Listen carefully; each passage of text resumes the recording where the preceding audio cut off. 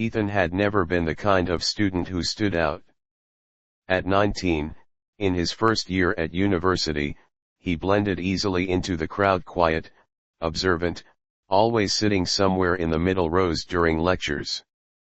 He wasn't shy exactly, but he never gave people reasons to notice him. That was, until he walked into Professor Hale's literature class. Professor Elena Hale was unlike anyone he had ever met. She carried herself with elegance, the kind that made the entire lecture hall fall silent the moment she entered. She wasn't young like the other teaching assistants. She was experienced, in her late 30s, with sharp eyes that could cut through excuses and a smile that could disarm even the most confident student. Her voice was smooth, steady, and just a little lower than most women's, which gave everything she said a certain weight. Ethan remembered the first time he heard her read a passage from Wuthering Heights. The entire room faded away, and it felt like she was speaking directly to him. It wasn't just her knowledge that drew him in, it was her presence. She dressed professionally, pencil skirts and silk blouses, but there was something about the way she carried herself that made Ethan's thoughts drift to places he knew he shouldn't linger on. At first, it was just curiosity. Then curiosity turned into late-night thoughts he couldn't shake. He started looking forward to her lectures more than any others. He noticed the way she would lean on the desk when asking a difficult question, the way her eyes scanned the room, and sometimes, though he wasn't sure if it was real, how they lingered on him just a little longer than on the others. The first real moment happened after class one Friday afternoon. "Ethan," she said as the last students filed out. He froze, surprised she even remembered his name. "Yes, Professor Hale." She tilted her head slightly, giving him that calm but commanding look. "Your last essay. You've got an instinct for analysis, but you're holding back." "Why?" He swallowed. "I guess I don't want to be wrong." Her lips curved into the faintest smile. "In literature, there is rarely a single right answer. Only weak or strong arguments. You have the potential for strong ones, if you stop hiding." The way she said "stop hiding" sent a shiver down his spine. He nodded, not trusting his voice. "Good. Come to my office next week. We'll talk more." That night, Ethan couldn't sleep. His mind kept replaying the way her eyes had held his. It wasn't just academic interest, there had been something else, something unspoken. Or maybe he was imagining it. Her office was on the third floor, tucked away at the end of a quiet corridor. When he knocked, she called him in, her voice calm as ever. The office smelled faintly of coffee and old books. The blinds were half drawn, letting in streaks of golden afternoon light. She was seated behind her desk, glasses perched on her nose as she looked over papers. When she looked up, the glasses came off, and for a second, Ethan forgot how to breathe. "Sit," she said, motioning to the chair across from her. He obeyed. She leaned forward, folding her hands. "Tell me, Ethan. What do you really think about passion in literature?" The question caught him off guard. Passion. Yes. Love, desire, obsession. The things that drive characters to make foolish choices, or extraordinary ones. Do you think passion is weakness, or strength? His mouth went dry. He thought of his own restless nights, of the way he couldn't stop thinking about her. "I think it's both. It makes people reckless, but also alive." Her eyes narrowed slightly, studying him. Then, slowly, she smiled. "Good answer." They spoke for nearly an hour, about novels, about characters, about choices people make when they're consumed by something bigger than themselves. The conversation flowed easily, but beneath it, there was an energy Ethan couldn't ignore. When he finally stood to leave, she stopped him with a simple, almost casual remark. "You should be careful with your passions, Ethan. They can take you places you're not ready to go." The words were innocent enough, but the way she said them lingered in his chest long after he walked out. The next weeks only deepened the tension. In class, he felt her eyes on him more often. In her office, their talks grew bolder, pushing boundaries. She would challenge him with questions that felt less like academic exercises and more like tests of his inner self. One evening, after most of the campus had grown quiet, he found himself alone with her again. She had asked him to bring a draft of his paper, but they barely looked at it. Instead, the conversation drifted, slowly but deliberately, into personal territory. "Do you ever feel," she asked, leaning back in her chair, "that there's a part of yourself you keep locked away? Something you're afraid to let people see?" Ethan hesitated. His pulse was racing. "Yes." Her gaze was steady. "What is it you hide, Ethan?" He wanted to lie, but under her eyes, it felt impossible. "Desire," he admitted softly. For the first time, her expression softened. She stood, walked around the desk, and stopped just a step too close. He could smell her perfume, subtle, expensive, intoxicating. "Desire," she repeated, her voice almost a whisper. "That can be dangerous." His breath caught. He wasn't sure if he imagined the way her hand brushed the edge of his desk as she leaned down slightly. Then, just as suddenly, she pulled back. "That's enough for today." He left her office with his heart hammering in his chest, his body burning with questions he couldn't answer. That night, Ethan realized something had changed. It wasn't just admiration anymore. It wasn't just curiosity. It was the beginning of something deeper. Something he couldn't control.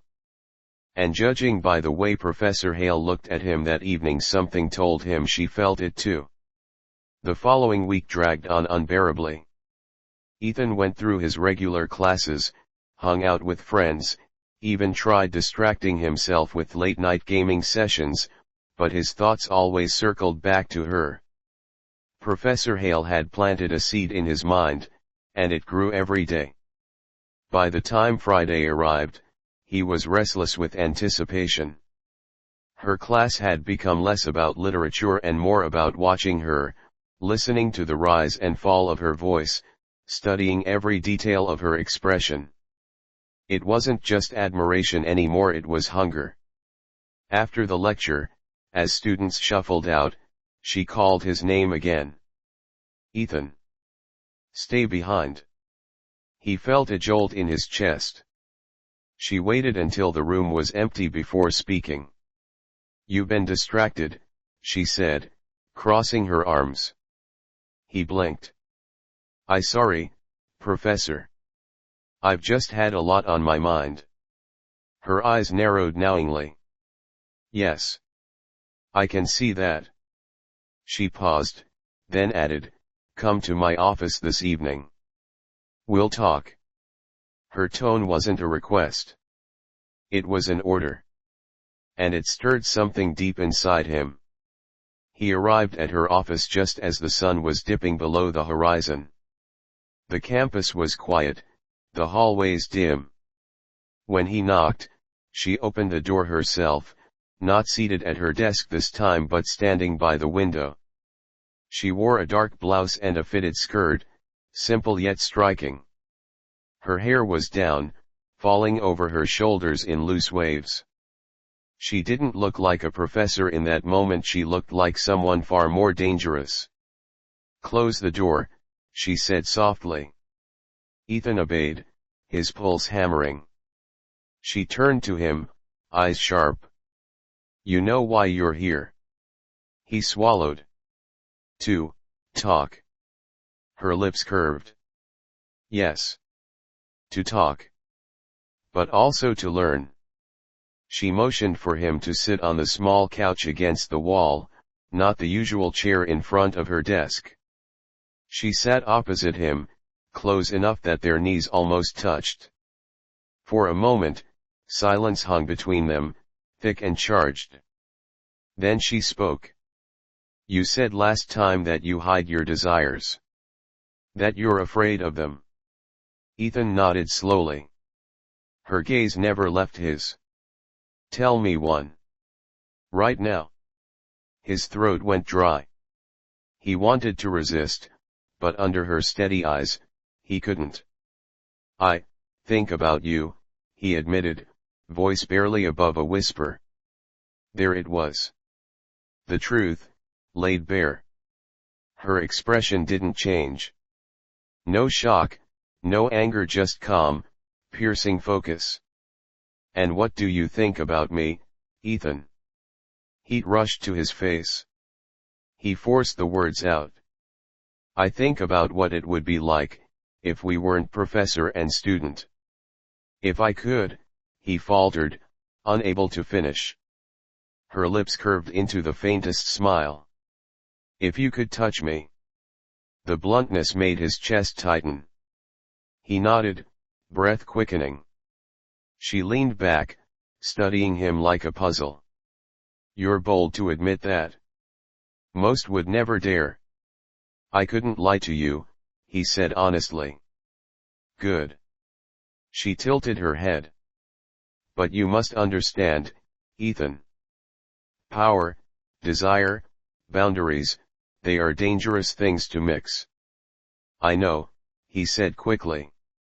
But I can't stop thinking about it. For a moment, she simply looked at him. Then she stood, walking slowly behind him. He felt her presence close, the faint scent of her perfume.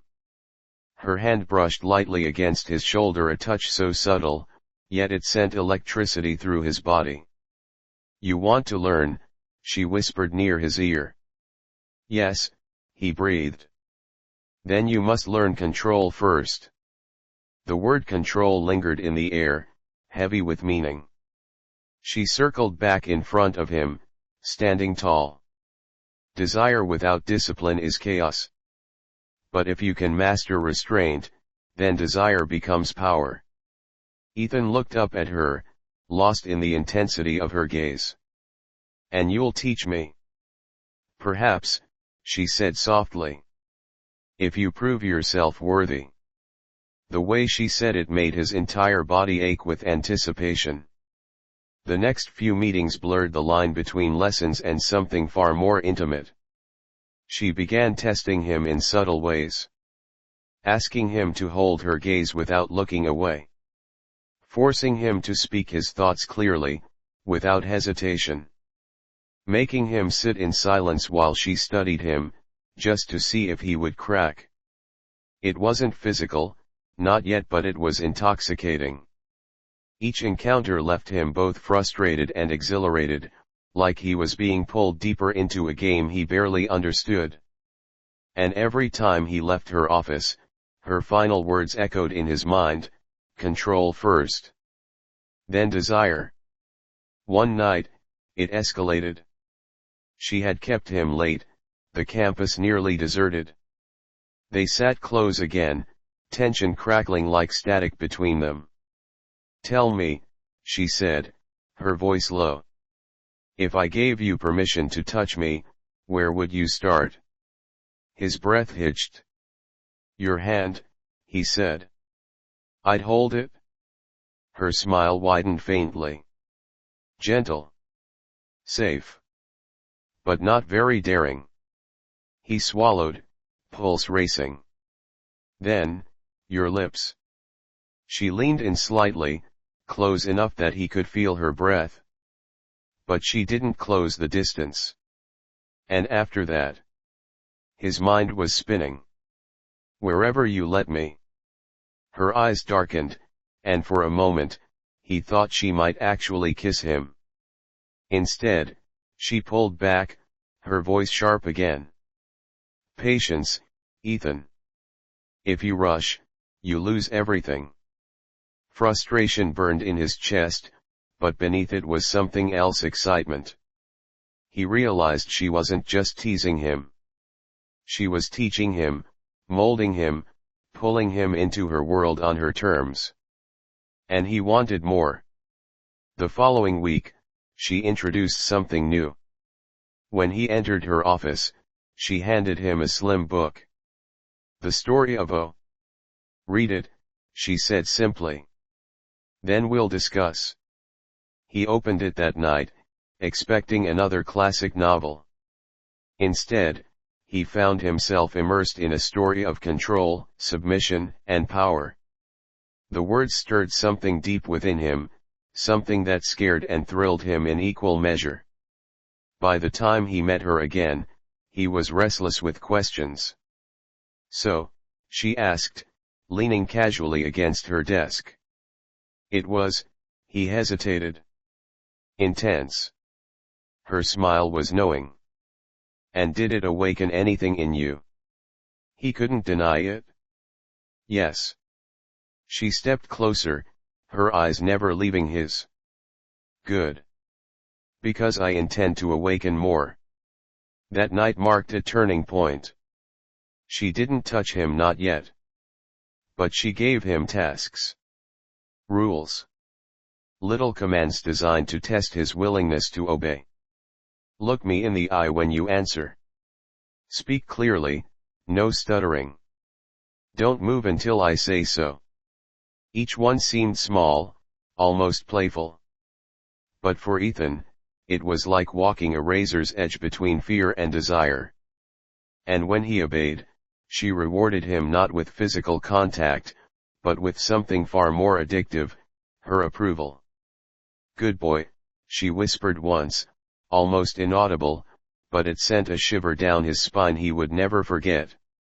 Ethan realized then that he was falling, fast and hard.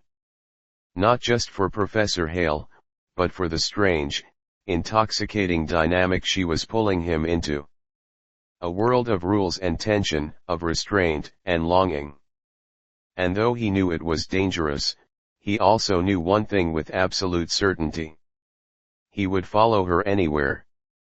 By the time mid-semester arrived, Ethan was living in two different worlds.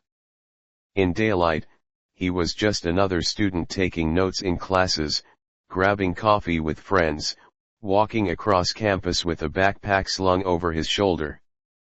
But in the evenings, in the quiet corners of Professor Hale's office, he became something else. Someone braver. Someone hungrier. And she knew it. One evening, she called him in later than usual. The halls were deserted, the world outside already cloaked in night. He knocked softly, and her voice beckoned him inside. The room felt different. The blinds were fully drawn, the lamp casting a warm golden glow that seemed to swallow the shadows. She was seated, not behind her desk but on the couch where she usually had him sit. Lock the door, she said, her voice low. Ethan's heart pounded as he obeyed. When he turned back, she patted the seat beside her. Sit. He did, the cushion dipping beneath his weight. For a long moment, she said nothing, only studied him with that piercing gaze of hers. Finally, she spoke. You've done well. You've been patient. Controlled. But tell me, Ethan, do you know why I test you? He shook his head slowly. Her lips curved into a faint smile. Because desire without discipline is nothing but chaos. You must learn to obey your own restraint before you can touch what you want most. His pulse hammered. And if I've learned? Then, she whispered, leaning closer, you may finally earn more. The silence stretched between them, heavy and electric. Then she lifted her hand, brushing the back of her fingers lightly against his jaw. It was the first deliberate touch she had ever given him, and it set his entire body alight. Her eyes lingered on his lips, then met his again. "You've been imagining this, haven't you?" "Yes," he admitted hoarsely. Her smile deepened. "Then take it. But only if you can do it slowly." It wasn't just permission, it was a challenge. Ethan's hand trembled as he reached for her, cupping her cheek gently. His thumb brushed her skin as he leaned forward, giving her every chance to stop him. She didn't. Their lips met softly at first, testing, tasting. The kiss deepened, slow and deliberate, until her hand slid behind his neck, pulling him closer. When they finally broke apart, both breathless, she whispered, "Good. You didn't rush." That night shattered the invisible barrier between them. From then on, their meetings carried a new energy. She allowed him small touches, a hand on her wrist, a brush of fingers along her thigh when they sat too close. But always controlled, always measured. And every time, she reminded him, patience. But desire has a way of demanding more. One stormy evening, rain hammering against the windows, she pushed him further. "You've learned to restrain yourself," she said, standing before him.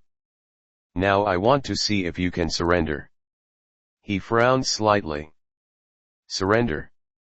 Her smile was knowing. "Yes. To me."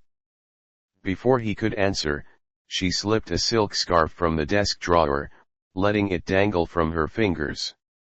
"Give me your hands." His breath caught. Part of him wanted to resist, but another part, deeper, stronger, ached to obey.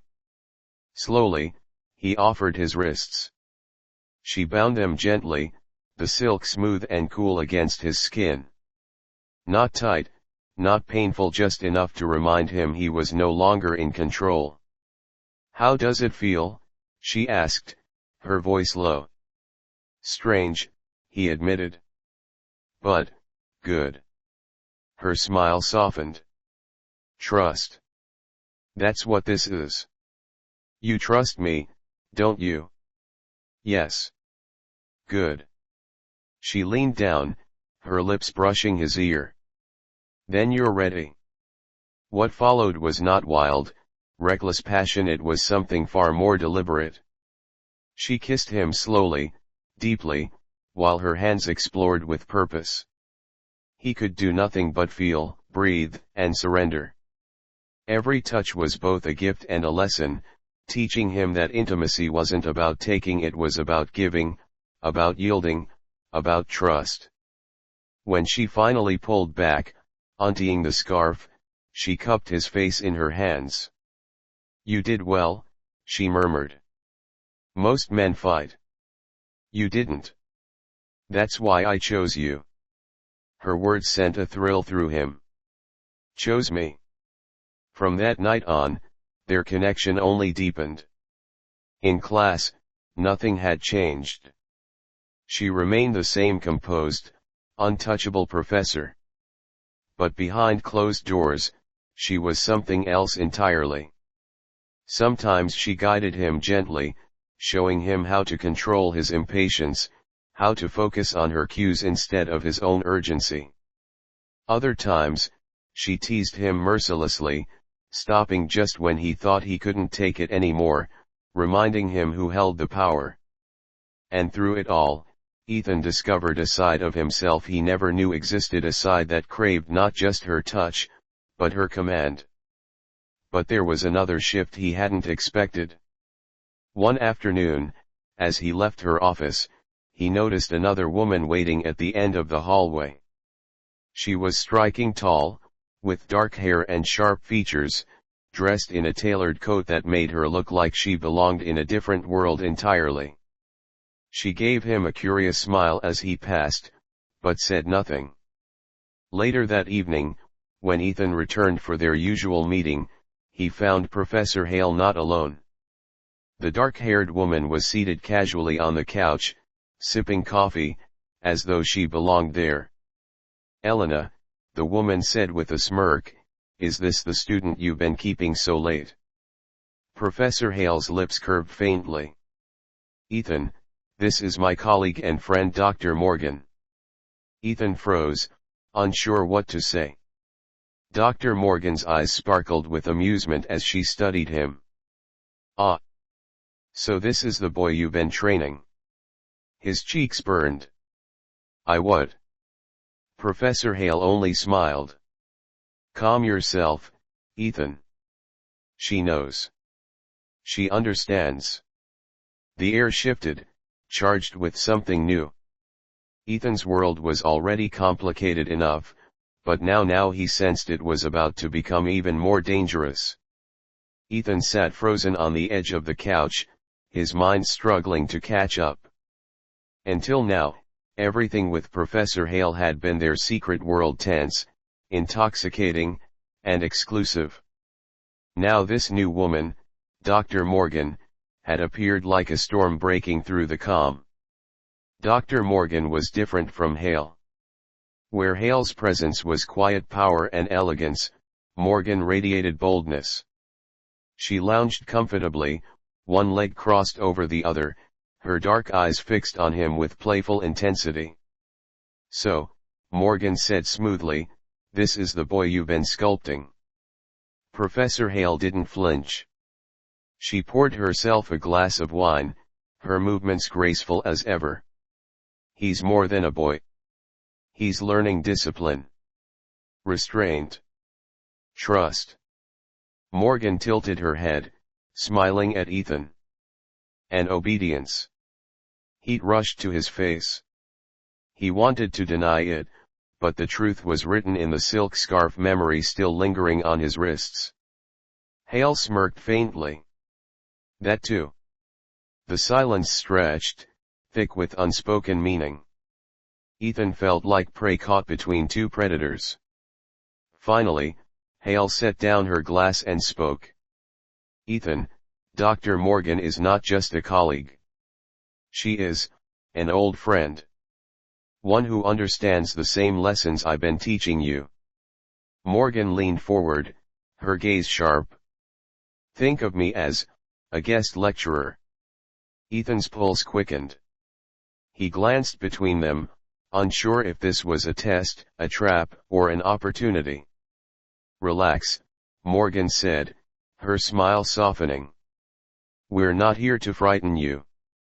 Elena tells me you've been promising. Promising. The word sank into his chest like a weight. That evening, the three of them talked, or rather, Hale and Morgan talked while Ethan listened, caught in their orbit. They spoke about literature, philosophy, even psychology, weaving ideas of power, control, and desire into their conversation as though it were the most natural thing in the world. At times, Morgan's eyes lingered on him with open curiosity, like she was measuring his worth. At others, Hale would shoot him a subtle glance, reminding him silently, control. When the meeting ended, Morgan stood, smoothing her coat. You've chosen well, Elena. He has potential. Then, without warning, she leaned close to Ethan, her lips brushing his cheek in a fleeting kiss. I look forward to seeing how far you'll go. His chest tightened as she walked out, leaving him trembling with confusion and desire. When the door closed, Hale studied him silently. You're unsettled, she observed. Ethan nodded. Who is she, really? Hale's expression softened, though her eyes stayed sharp. A friend. A partner, once. She understands the same language I'm teaching you. But don't mistake her boldness for permission. He swallowed. Do you want me to, with her?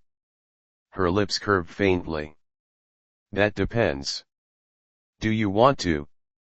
The question struck him like lightning. Did he? The memory of Morgan's gaze, the brush of her lips, it thrilled him. But the thought of betraying Hale, of shifting his devotion, terrified him. I don't know, he admitted. Good, Hale said firmly. Because confusion means you're still thinking. And in this world, you must never stop thinking. Over the next week, Morgan appeared again. And again. Sometimes she joined their discussions, teasing Ethan with questions Hale would never ask.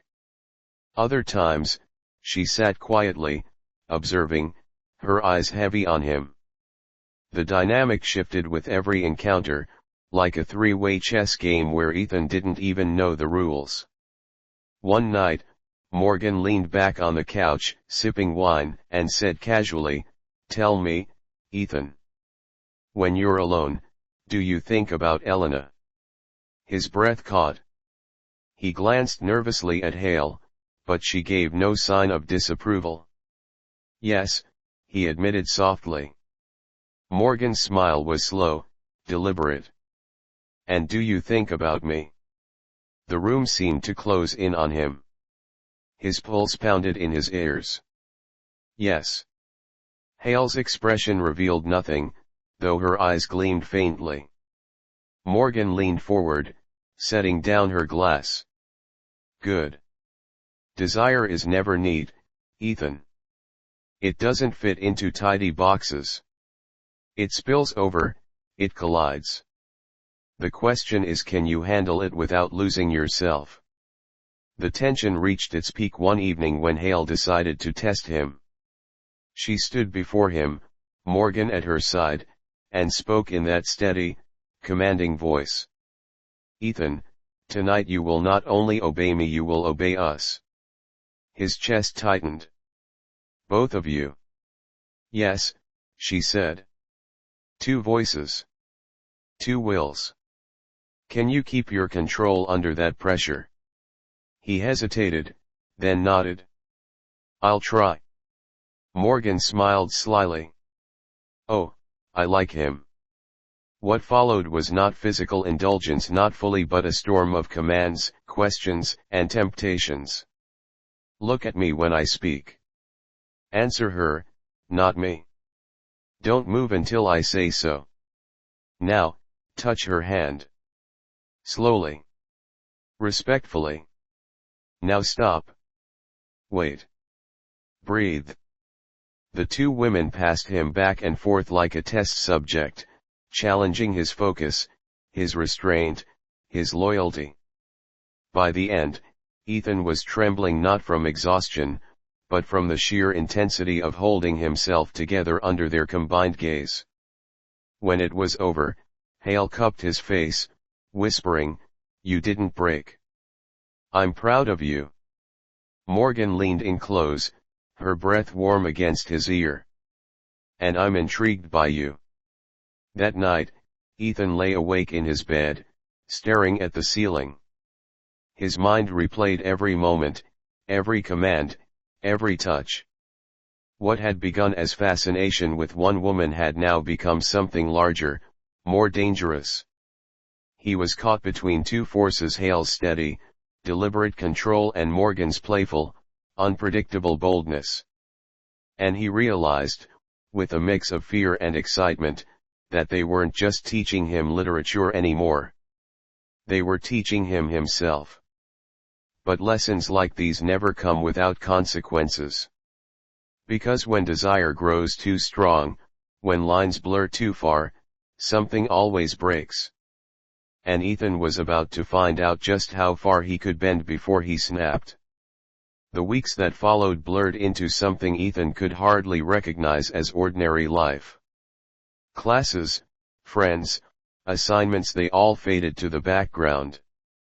His real education happened in the evenings, in that office where Professor Hale and Dr. Morgan drew him deeper into their orbit. He had entered their world willingly, thinking it was just about desire. But now he understood it was about power, surrender, and the dangerous edge where passion threatened to consume reason. And tonight, he sensed, would be the final lesson. When he arrived, the atmosphere was different. The blinds were drawn tight, the lamps low, casting long shadows across the room.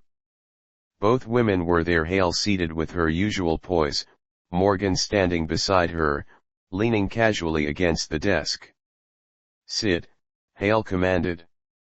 Ethan obeyed, lowering himself onto the couch. His pulse thundered in his chest. Morgan smiled, sharp and playful. "He looks nervous." "He should be," Hale replied smoothly. "Tonight will decide whether he truly understands what he's been taught." Ethan swallowed. "What do you mean?" Hale's gaze locked onto his. "You've learned patience, control, obedience.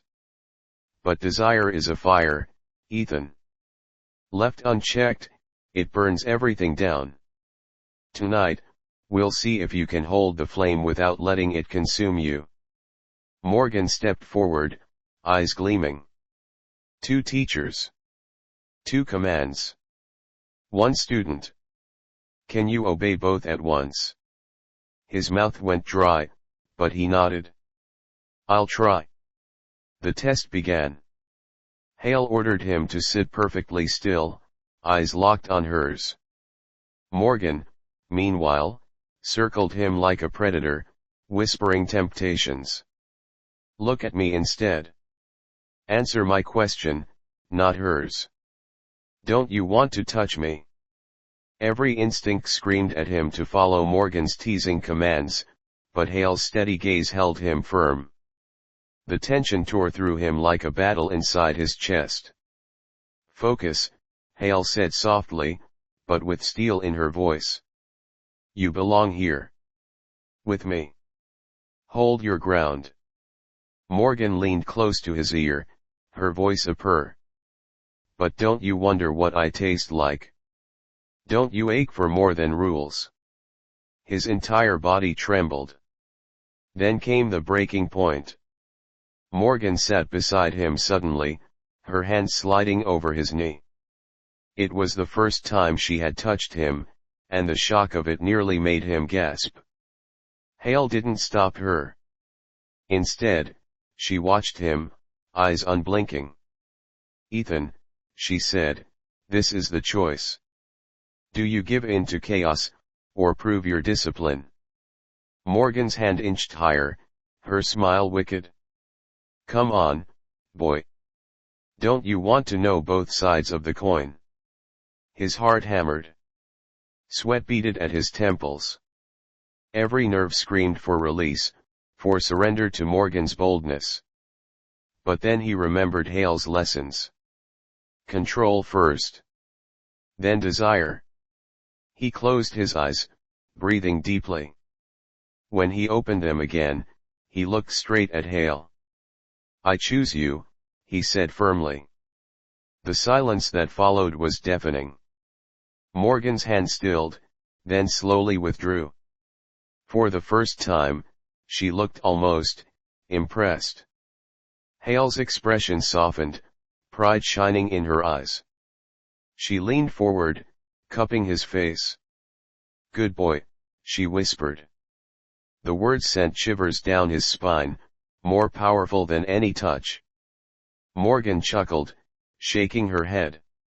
"Well, Elena, it seems your student has passed. He's yours." Hale's smile deepened. "No, Morgan. He's his own. That's the point." What followed was not wild abandon, but something deeper. Hale kissed him then, not as a test, not as a tease, but as a reward. A slow, lingering kiss that carried all the weight of his choice. Morgan watched, her eyes sharp but not jealous. Instead, she raised her glass in a mock toast. "To discipline," she said with a grin. "And to the lucky ones who earn what they desire." For the rest of the night, the three of them shared a strange, intimate peace. Conversation flowed easily, the tension transformed into something softer, richer. Ethan realized he had crossed the final line not because he had given in to desire, but because he had mastered it. When the night ended, Morgan slipped away, leaving Hale and Ethan alone. She stood by the window, looking out into the dark campus. "You've grown," she said quietly. "More than I expected." Ethan joined her, his chest still heavy with emotion. "Because of you." Her eyes softened. "No. Because of you. I only showed you the mirror." They stood in silence, the storm of the past weeks finally settling into calm. The next day, Ethan walked across campus with a strange new clarity. He was still just a student, still ordinary on the surface. But inside, he had changed. He carried with him the lessons of control, of restraint, of passion harnessed instead of wasted. Professor Hale remained his teacher. Dr. Morgan remained a mystery. But he was no longer simply their pupil. He was a man who had faced the fire and learned to hold it without being burned. Epilogue. Months later, long after the semester ended, Ethan would look back on those nights as the most dangerous and transformative of his life. He had gone seeking knowledge in books and lectures, but found something far rarer, knowledge of himself. And though the world would never know the secret lessons he had learned after dark, he would carry them forever. Because some teachers don't just show you how to read stories. They show you how to live one.